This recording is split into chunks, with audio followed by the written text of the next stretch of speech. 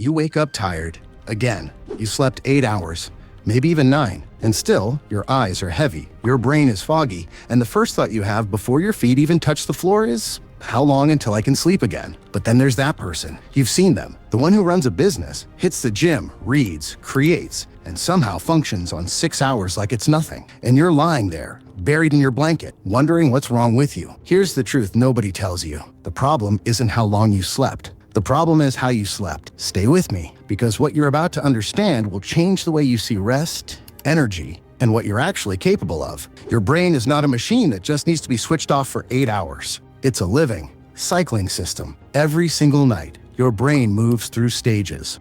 Light sleep, deep sleep, REM, over and over, every 90 minutes, like a rhythm your body was built to follow. Deep sleep is where your muscles repair, your immune system recharges. Your body does all the maintenance work it couldn't do while you were busy scrolling, stressing, and overthinking. REM sleep is where your brain processes everything, stores memories, builds focus, reconnects creativity. When those cycles run clean and uninterrupted, your body gets what it needs in 6 hours, sometimes less. But when those cycles are broken, fragmented, disturbed by caffeine at 9 p.m. or blue light at midnight or anxiety that won't shut up, you can sleep 10 hours and still wake up feeling like you were hit by something heavy. It's not the number, it's the quality. That's the shift. And here's where most people get it wrong. They chase more hours. They go to bed late, sleep past noon, and call it recovery. But they never fix the environment. They never fix the habits. They just keep throwing more time at a broken system and wondering why nothing changes.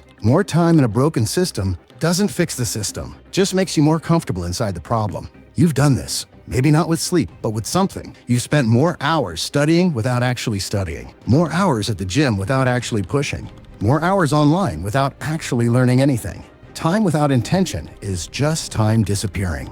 And you feel it, that slow sinking feeling that the day passed and you're still exactly where you started. That's not bad luck. That's the result of quantity without quality, of going through motions instead of making decisions. So what does quality sleep actually look like? It starts before you even close your eyes. The last 60 minutes of your night are more powerful than the 7 hours after them, because those 60 minutes set the tone for everything your brain does while you're unconscious. If you spend that hour on your phone, absorbing chaos, watching things that spike your dopamine, reading things that spike your anxiety, your nervous system stays activated. Your brain stays in high alert mode, and when you finally close your eyes, you don't drop into deep sleep. You float in the shallow end. Light sleep, half rest. The kind that leaves you groggy and irritable and reaching for coffee before you've even said good morning to yourself. But if you protect that hour, if you dim the lights, put the phone down, and give your nervous system permission to slow down, something different happens. Your body starts shifting.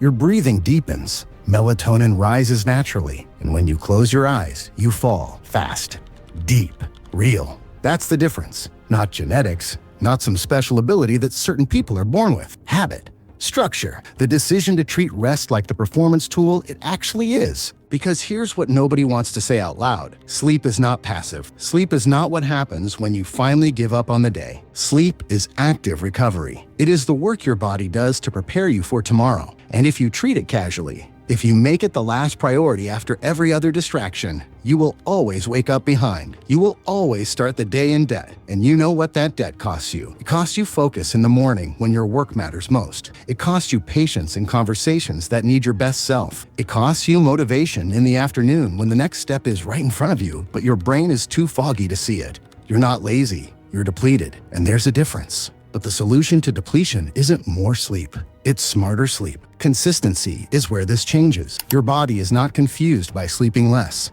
It's confused by sleeping differently every single night. Midnight one night, 2 a.m. the next. 9 hours on Sunday because you're dreading Monday. 6 hours Tuesday because life happened. Your circadian rhythm, the internal clock your brain uses to time your sleep cycles, needs a pattern. It needs predictability. When you give it that, it starts working for you. It releases melatonin at the right time. It schedules your deep sleep earlier in the night when it's most effective. It lines your REM cycles up with your wake time so that when your alarm goes off, you're at the end of a cycle, not the middle of one. And that alone, just that, changes the entire feeling of waking up. Wake up aligned with your cycle, and you open your eyes naturally, calmly ready. Wake up in the middle of a cycle, and you drag yourself through the morning like you're walking through water. Same total hours, completely different experience. That's the 90-minute rule. Plan your sleep in multiples, 4.5 hours, 6, 7.5, not 8 because it sounds right, because your body works in rhythms, not in round numbers.